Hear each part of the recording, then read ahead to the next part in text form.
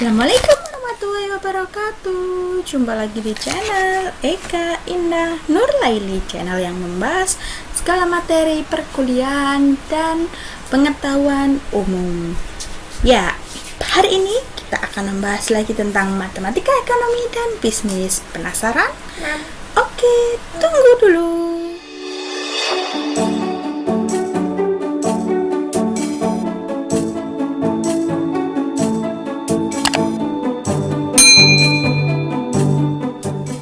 Masih akan membahas tentang fungsi linier pada penerapan fungsi konsumsi dan tabungan. Fungsi konsumsi pertama kali diperkenalkan oleh seorang ekonom bernama John Marshall Keynes dengan asumsi pada yang dimiliki oleh fungsi konsumsi antara lain yang pertama, terdapat sejumlah konsumsi mutlak atau absolut tertentu untuk mempertahankan hidup walaupun tidak mempunyai pendapatan. Jadi meskipun tidak memiliki pendapatan atau pendapatan bernilai 0, masih akan tetap melakukan konsumsi seperti pada dasarnya manusia yang memiliki kebutuhan pokok yang masih harus makan setiap harinya, sehingga meskipun tidak memiliki pendapatan masih mengeluarkan atau melakukan konsumsi setiap harinya. Itu asumsi pertama. Yang kedua, konsumsi berhubungan dengan pendapatan yang dapat dibelanjakan atau disposable income, yaitu C sama dengan fungsi pendapatan yang dapat dibelanjakan atau YD. Jadi konsumsi sangat berhubungan dengan pendapatan yang dapat dibelanjakan. Jadi sejumlah porsi pendapatan yang siap dibelanjakan itu berhubungan dengan konsumsi. Jadi konsumsi adalah pendapatan yang siap untuk dibelanjakan. Kemudian asumsi ketiga, jika pendapatan yang siap dibelanjakan itu meningkat, maka konsumsi juga meningkat meskipun peningkatan konsumsinya sedikit daripada peningkatan pendapatannya. Jadi bila delta YD atau delta YD ini adalah perubahan kenaikan pendapatan yang siap dibelanjakan atau jatah uang untuk dibelanjakan, uang belanja, perubahan dari pendapatan yang siap dibelanjakan, dan delta C adalah perubahan dari konsumsi, maka delta C dibagi delta YD akan bernilai positif dan kurang dari 1 atau 0 kurang dari delta C dibagi delta YD kurang dari 1. Jadi ada di antara nilai 0 dan 1 perbandingan delta C per delta YD ini. Kemudian asumsi yang keempat, proporsi kenaikan pendapatan yang siap dibelanjakan untuk konsumsi adalah konstan. Proporsi ini disebut sebagai kecenderungan konsumsi marginal atau kita kenal dengan MPC. Selanjutnya, hubungan fungsi konsumsi dan tabungan. Fungsi konsumsi tadi berdasarkan 4 asumsi yang dikemukakan oleh John Marshall Keynes atau sering kita kenal dengan Keynes, dapat dituliskan dalam bentuk persamaan C sama dengan A plus BYD. C tadi konsumsi, YD tadi apa? Yaitu pendapatan yang siap dibelanjakan. Kemudian A, konsumsi dasar atau konsumsi yang mutlak tadi ketika pendapatan sama dengan 0. Jadi meskipun tidak memiliki pendapatan tetap mengeluarkan konsumsi, dan di sini dalam bentuk persamaan dituliskan dengan lambang A. Kemudian B tadi adalah MPC, kecenderungan konsumsi marginal. Jadi mengikuti pendapatan yang dapat dibelanjakan. Kemudian di sini fungsi tabungan diperoleh atau diturunkan dari fungsi konsumsi dengan cara mensubstitusikan persamaan konsumsi dalam persamaan pendapatan. Y sama dengan C plus S. Jadi pendapatan Y sama dengan adalah sejumlah uang untuk konsumsi ditambah dengan tabungan.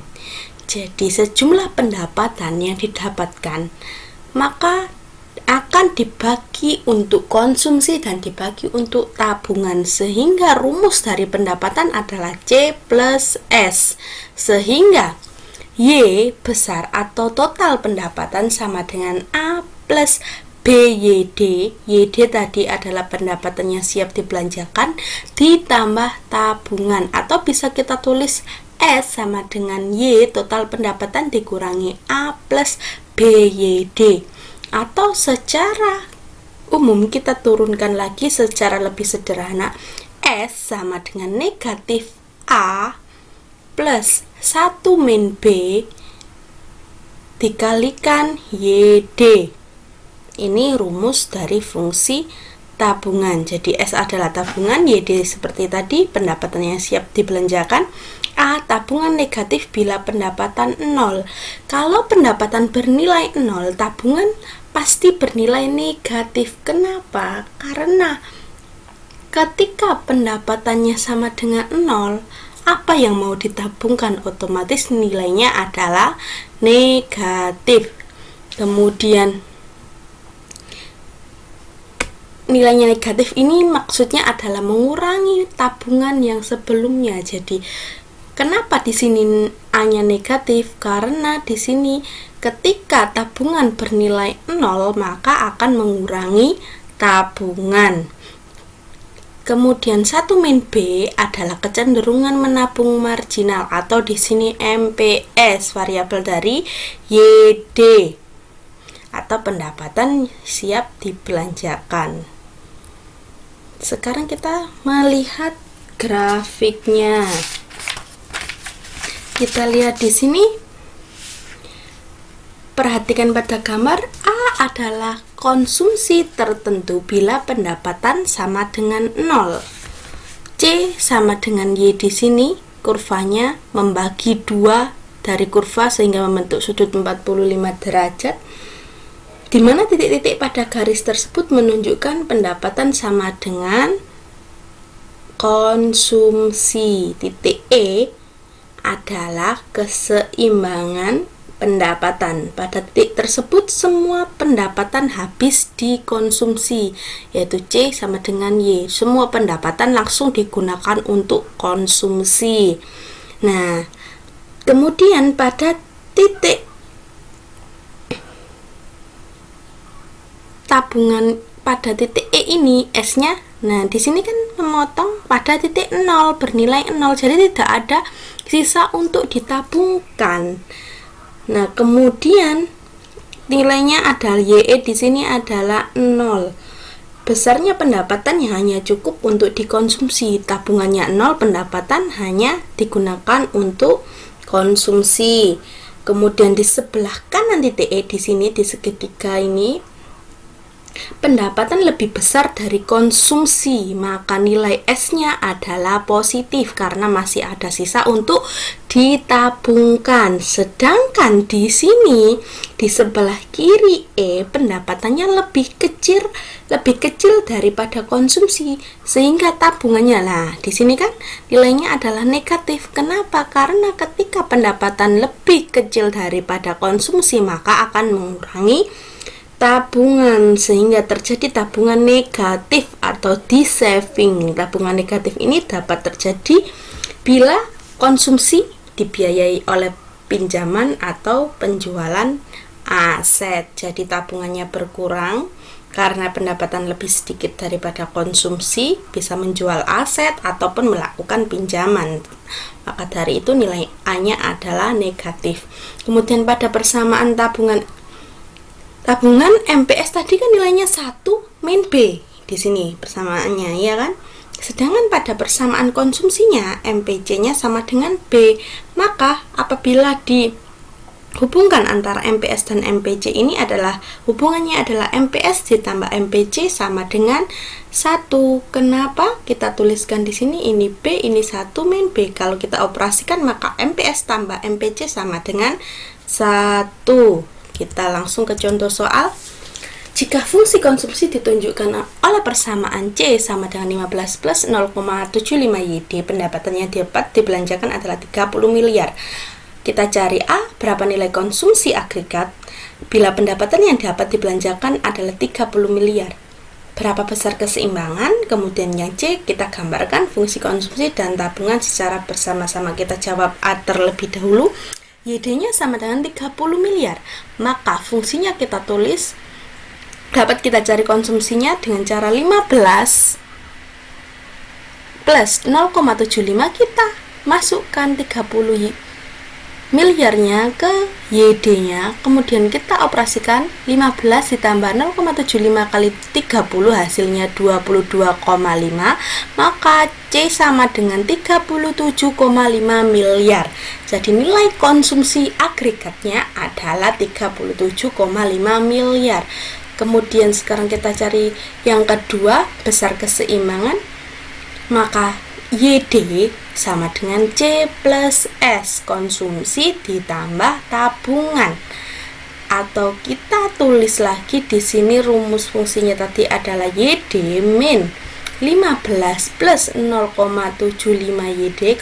Fungsi konsumsinya kita rubah di sini, YD-nya kita pindah ke sini, maka S-nya sama dengan min 15 plus 0,25 YD. Dari mana 0,25 YD? Yaitu YD dikurangi 0,75 YD. Maka persamaannya adalah min 15 plus 0,25 YD. Kemudian keseimbangan terjadi adalah ketika S sama dengan 0 atau seluruh pendapatan digunakan untuk konsumsi. YD sama dengan C. Maka persamaannya di sini adalah kita ganti S-nya menjadi 0. Min 15 plus 0,25 YD. 15-nya kita pindah ruas ke sini, 0,25 YD turun. Maka YD sama dengan 15 dibagi 0,25 atau operasinya adalah 15 dikalikan 4, yaitu YD sama dengan 60 miliar. Setelah kita ketahui besar YD-nya, sekarang kita bisa mencari C-nya.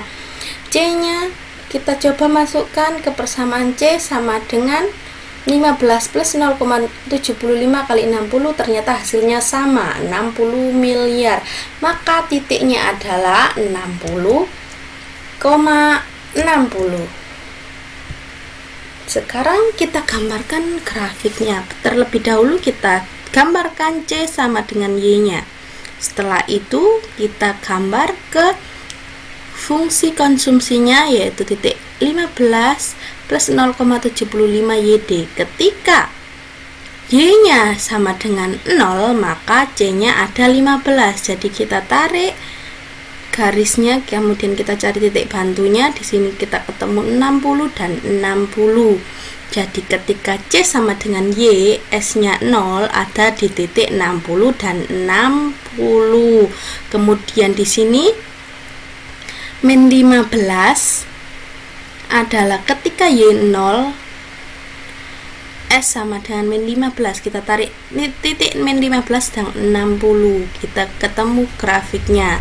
Maka selesai kita. Bagaimana? Sudah cukup paham bukan? Kita akhiri. Terima kasih. Jangan lupa subscribe, komen, dan like video ini.